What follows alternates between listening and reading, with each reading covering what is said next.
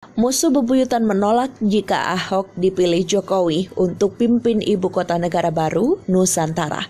Kalau menyebutkan nama Ahok dan calon CEO bagi ibu kota negara baru, adakah yang ganjil di situ? Adakah yang bermasalah di situ? Atau adakah yang bertentangan dengan culture budaya Indonesia? Ketika orang menyebutkan nama Ahok, kenapa kita rasa gatal badan, gemas-gemas, demam? Gitu loh.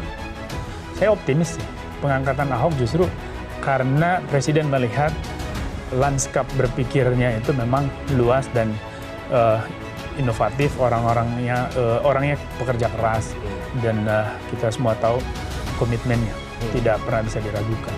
Total, kalau dia bekerja itu total. Saya pikir dari aspek itu memang pilihan Pak Jokowi itu satu hal yang strategis. Saya pikir itu nanti teknis, kan Ahok nggak kerja sendirian. Dia hanya leader lah, kalau misalnya dia diangkat. Saya lebih percaya bahwa mereka sudah punya pembacaan evaluasi yang komprehensif soal proyek pembangunan ibu kota baru ini. Artinya nggak perlu terlalu khawatir lah ya. Ahok mempunyai kemampuan manajerial yang mumpuni. Dia tipikal eksekutor tangguh dan sistematik. Kita masih ingat saat Ahok menjabat Gubernur Jakarta menggantikan Jokowi. Kemampuan Ahok di atas rata-rata dalam membereskan banyak hal di Jakarta. Ia multitasking, bisa melakukan banyak hal besar dalam waktu bersamaan. Mulai dari menerima warga dengan sejuta keluhan mereka di balai kota, sampai mengerjakan proyek besar supaya Jakarta tidak banjir lagi. Dan penduduk Jakarta banyak merasakan manfaat ketika Ahok menjadi gubernur.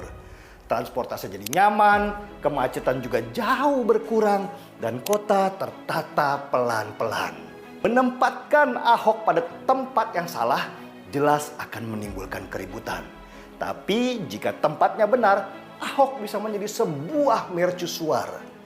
Itulah kenapa saya setuju sekali ketika Jokowi mengumumkan bahwa Ahok adalah salah satu dari 4 kandidat untuk menjadi kepala badan otorita ibu kota baru.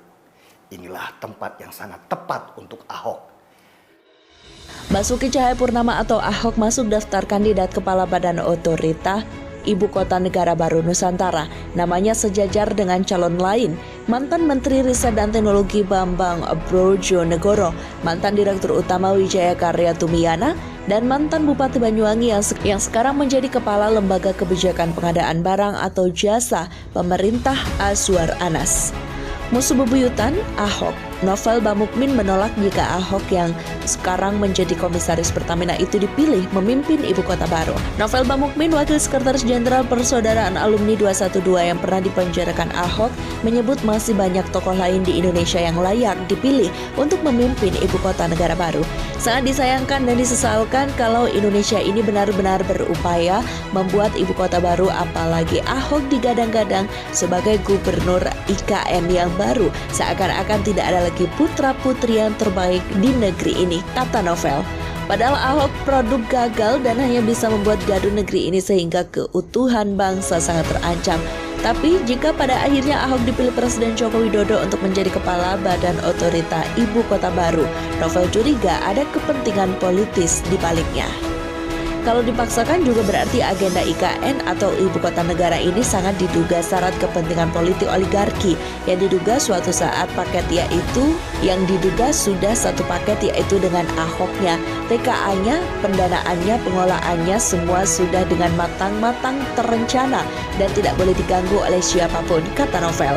Novel menambahkan, saya teringat apa yang dikatakan oleh mantan ketum PBNU yang ketika itu masih menjabat mengatakan jangan ganggu politik Cina. Dan setelah selesai menjabat sebagai ketum PBNU, beliau juga mengatakan bahwa Indonesia penganut politik oligarki. Tapi Ketua Umum Persaudaraan Alumni PA 212 mengaku tak kaget jika Ahok dipilih menjadi pemimpin ibu kota baru. Dia menyebut sudah membaca sinyalmen yang mengarah ke sana. Ketika orang menyebut nama Ahok, kenapa kita rasa gatel badan, gemes-gemes, demam gitu loh saat menyebutkan nama Ahok. Salah satu dari 4 orang yang disebutkan oleh Bapak Presiden katanya, Ahok disebut ngabalik memiliki sejumlah kriteria penting sebagai calon kepala otorita ibu kota Nusantara. Pasti Presiden akan mencari yang terbaik yang mampu nanti bisa bekerja secara maksimal untuk mewujudkan ibu kota baru itu. Dan ini memang harus dicari orang-orang yang mau bekerja maksimal dan punya konsep terkait soal pembangunan ibu kota negara walaupun sudah ada rencananya, kata San.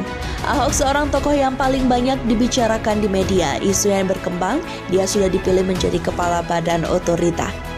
Tapi Ahok mengaku tak tahu soal itu karena belum ada komunikasi.